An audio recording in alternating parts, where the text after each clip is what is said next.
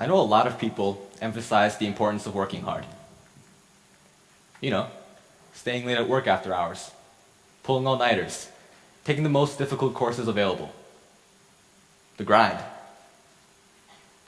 After all, that's how we get that big break, isn't it? That internship, that job, those connections, that money, that house, that success. We hear this continuously as we grow up, as we go through elementary school, middle school, high school, and all the way through life, we hear this everywhere. Not just at school, but at home. Our parents, our relatives, coworkers, teachers, friends, they drill it into us. It's the American dream. That working hard is what will inevitably lead to our success. And so we work, day after day, night after night. Good days and bad days, good grades and bad grades, good times and bad times, we power through. We give up sleep, we give up fun, we give up quality time with friends and family, and to a certain extent, we do pretty well. We get mixed results, many of them good, we're pretty happy. But what we don't really hear about is the other ingredient, one that has been silently impacting a large portion of our lives. It always has. It's always been there, and it always will be. Chance, fortune, luck. The missing puzzle piece that takes a talented or untalented person who puts in an adequate amount of time, work, and dedication and elevates them to actual success. The ultimate strainer that we can't control. Its effects are widespread, its causes unknown. Now you may be thinking, actual success. What's the difference between actual and just success? And the answer is absolutely nothing. I just want to sound more dramatic. Success is subjective to each and every one of you. Some of you may strive to reach the upper echelons of corporate America, maybe become a millionaire, billionaire, trillionaire, maybe help out some unfortunate kids. On the other hand, some of you may be content with living on a boat in Southeast Asia for the rest of your life, maybe even just getting married. I don't judge. But to showcase just how much luck permeates through our lives from the very day we are born, just how much our lives are determined by pure chance, just how much our success, however we perceive it, is determined by the uncontrollable. I'm going to say several statements, and I ask that you all, the audience, just have a listen at how common they are, how real. And then I want you to reflect upon your own lives. You could have been born male, or you could have been born female. You could have been born with 2 arms and 2 legs, or you could have been born with some sort of disability, either physical or mental, that made or continues to make your life harder than anyone in this room could possibly imagine. You could have been born into a solid, supportive family, or you could have been born into one that split up, or maybe one that made you endure years of emotional pain and trauma that still affect you to this day. You could have been born into a middle class or wealthier family. Or you could have been born into a poorer one, where you struggle on the daily to make ends meet. Now the first part of my overall message tonight that I want you to realize from these very statements can be found just by listening to them. There's a common theme in all these lines, and I'll give you a hint, it's born.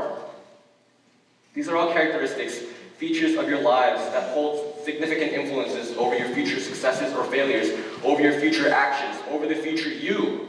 And you had no control over them. You didn't earn any of them, and you don't really deserve any of them. They aren't your fault, they just kind of happened. So your lives are largely governed or predetermined by a lot of factors that you can't control. And that's just the first of 2 things I'd like to share with you tonight. Now it's a little dark, so let's flip this around. I want you all to take a look under your seats.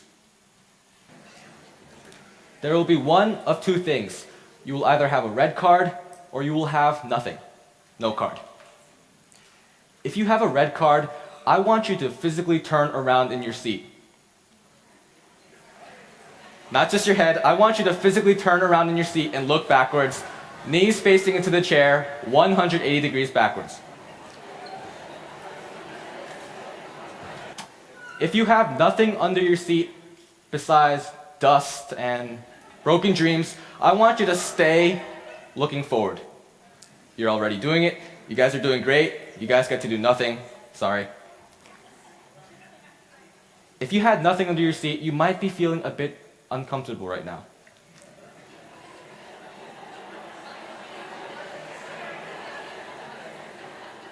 After all, the majority of people are now facing in the opposite direction. They're now looking backwards, and backwards may be more comfortable for a while. These seats are padded, and it's the crowd mentality. Everyone except you seems to be doing it. It's safer in the moment. But as time passes, who actually ends up more comfortable? Give it a minute.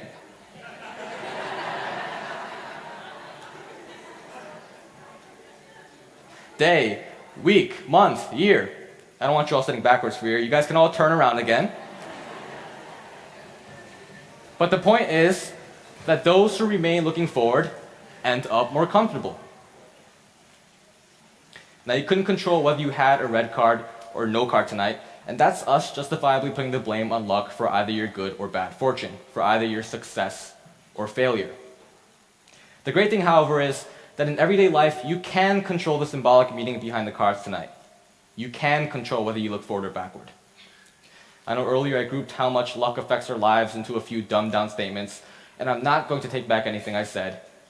But if there's one thing you take away from here tonight, I don't want to be that, oh, since so much is determined by luck, which it is, I should stop trying. What's the point? Because there is one thing that we can control in life that isn't determined by luck, and that's the choice of us either looking forward, looking at all the positive possibilities, looking at something's potential, looking forward into the future, or we could stay looking back into the past. I get it. It's comforting in a weird way. It's safe. But looking back, you can't see all the opportunities coming your way. I'm not going to be that guy and say that everything wrong in your life is going to be okay, that it's all going to resolve itself eventually, because then I would be lying. Sometimes, no, often, that just isn't the case. That's life. And as a rising senior, that's just one of the few things I've learned in the relatively short time I've been alive. It's one of the few things I've come to learn, know, and rely on my past junior year. That unless you're looking back with the intent to learn from your mistakes and then move on and leave it in the past, there's no point in looking back. So you made a mistake. So someone else made one. So you hurt someone. So someone else hurt you. Why turn back? You can't change any of it now. Success is largely defined by luck, and the complete necessity of hard work all the time might be overstated. You can work 1 million hours overtime. You can do everything right and still fail. Just put yourself in a position where you can receive and capitalize on every opportunity luck throws your way. There's a time and place to look back. Don't let the time be forever. Thank you.